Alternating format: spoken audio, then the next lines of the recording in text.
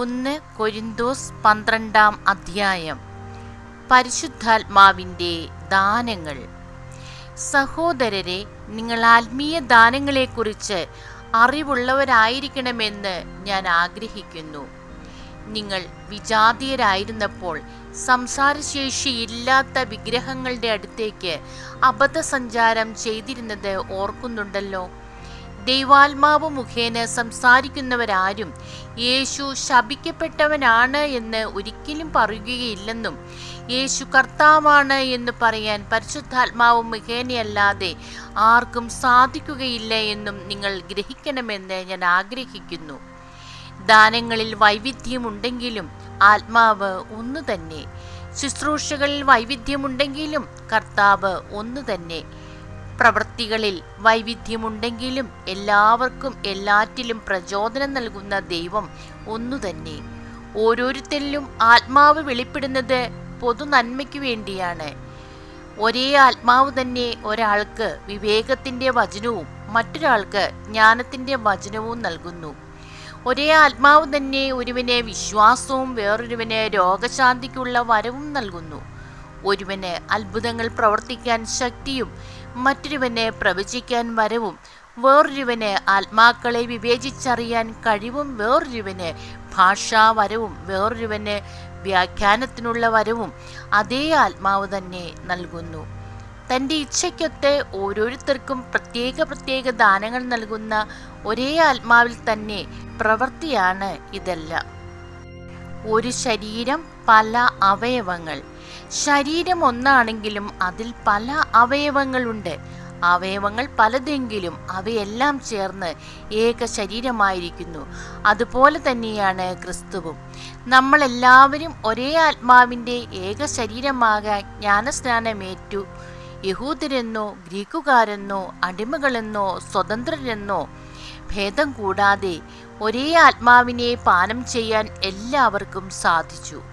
ഒരു അവയവമല്ല, പലത് ചേർന്നതാണ് ശരീരം. ഞാൻ കൈ അല്ലാത്തതിനാൽ ശരീരത്തിൻ്റെ ഭാഗമല്ല എന്ന് കാൽ പറഞ്ഞാൽ അത് ശരീരത്തിൻ്റെ ഭാഗമല്ലെന്ന് വരുമോ? അതുപോലെ തന്നെ ഞാൻ കണ്ണല്ലാത്തതിനാൽ ശരീരത്തിൻ്റെ ഭാഗമല്ല എന്ന് ചെവി പറഞ്ഞാൽ അത് ശരീരത്തിൻ്റെ ഭാഗമല്ലെന്ന് വരുമോ?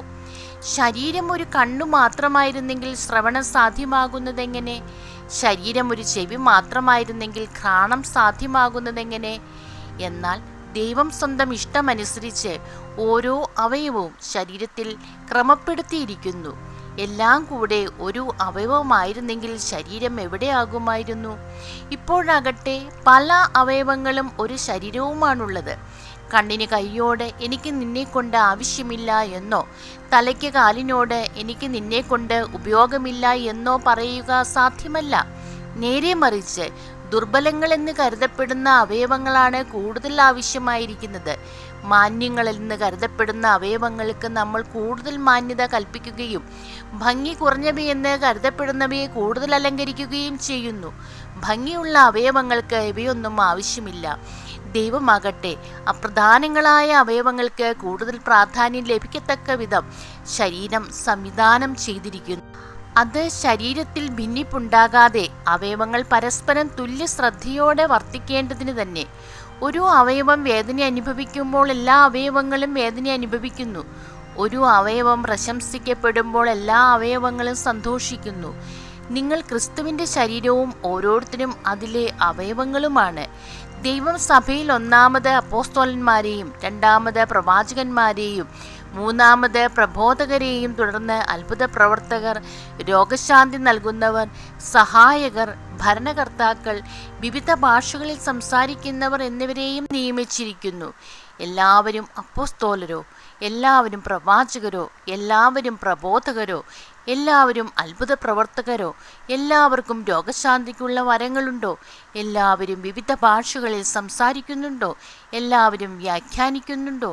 എന്നാൽ ഉത്കൃഷ്ട ദാനങ്ങൾക്ക് വേണ്ടി തീക്ഷ്ണമായി അഭിലഷിക്കുവിൻ. ഉത്തമമായ മാർഗം ഞാൻ നിങ്ങൾക്ക് കാണിച്ചു തരാം. ദൈവമേ, സ്തുതി അങ്ങേക്ക് യോഗ്യമാകുന്നു.